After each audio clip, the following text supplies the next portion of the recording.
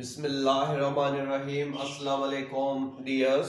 आज जो है हम क्लास 8th की मैथमेटिक्स के बारे में पढ़ेंगे और उसमें जो एक्सरसाइज है रिवीजन एक्सरसाइज, उसमें जो 4 नंबर क्वेश्चन दिया हुआ है वो वर्ड प्रॉब्लम है और उसको जो है सॉल्व करते हैं। आप यहाँ पर देख सकते हैं कि यहाँ पर क्वेश्चन दिया हुआ है, how many metres of cloth will be purchased for 1315 rupees if the cost of 40 meters of cloth is rupees 1000।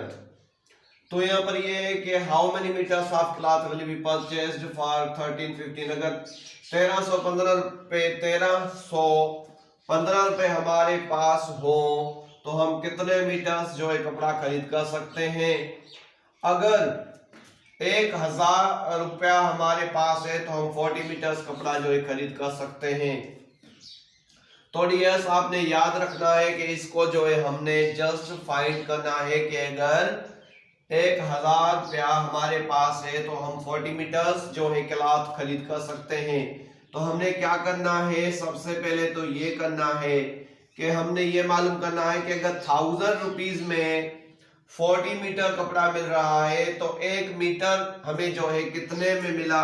तो हमने जस्ट यहाँ पर 4000 को जो है 40 के साथ देंगे डिवाइड, क्योंकि 1000 रुपया लेके गए हम तो हमें 40 मीटर्स कपड़ा मिला है। तो हमने जस्ट 1 मीटर की जो है कीमत मालूम करनी है। तो हमने जस्ट यहाँ पर 100 पर टेबल पढ़ना है, जो कि लग जाएगा 2 टाइम, तो यहाँ पर 240 बन जाएगा 80 और लेफ्ट में मिल जाएगा यहाँ पर 20।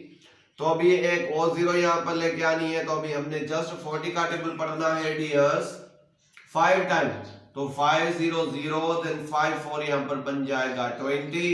तो हम बोल सकते हैं कि हमें जो 1 मीटर जो मिला है डियर्स वो कितने का मिला है, मतलब 25 रुपीज का मिला। तो डियर्स अभी आप देख सकते हैं कि अगर हम 1000 रुपये लेके जाते हैं और उसका हमें जो कपड़ा मिल रहा है 40 मीटर्स मिल रहा है, तो हम बोल सकते हैं कि 1 मीटर जो हमें मिल गया है वो 25 रुपीज का मिला है।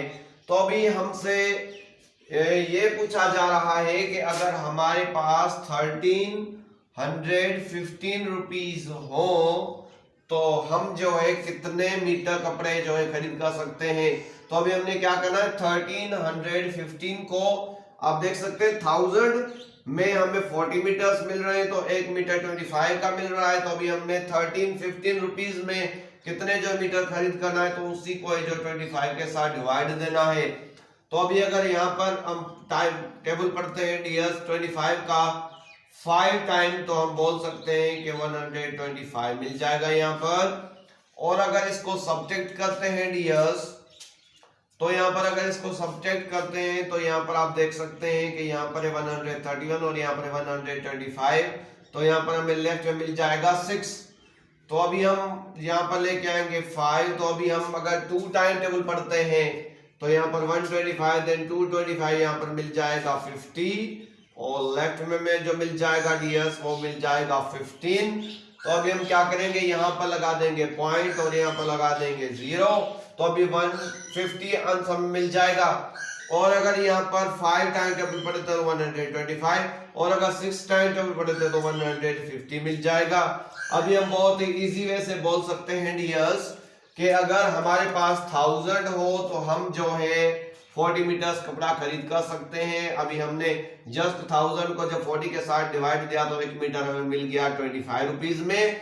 तो अभी इस 25 को जो हमने 1315 के साथ देना है डिवाइड, क्योंकि अभी हमें जो 1 मीटर इतने का मिल गया है। तो अभी 1315 रुपीज अगर हमारे पास होंगे तो अभी 1315 को हम 1 मीटर कपड़े जो खरीद किया उसके साथ डिवाइड देंगे तो हमें पता लग जाएगा हमें जो कपड़ा मिल जाएगा dears how many metres of cloth. तो हम बोल देंगे कि यहाँ पर जो है 52.6 मीटर्स जो है क्लॉथ हमें मिल जाएगा 1315 का। तो अभी हम इन्हीं को जो प्रॉब्लम्स को जो है in direct proportion and inverse proportion से भी सॉल्व कर सकते हैं। और direct proportion then inverse proportion क्या है उसको हम जो है अपनी नेक्स्ट वीडियो में समझेंगे। आई होप डियर्स ये जो आज हमने सॉल्व किया वो आपको बहुत अच्छे से समझ में आ गया होगा।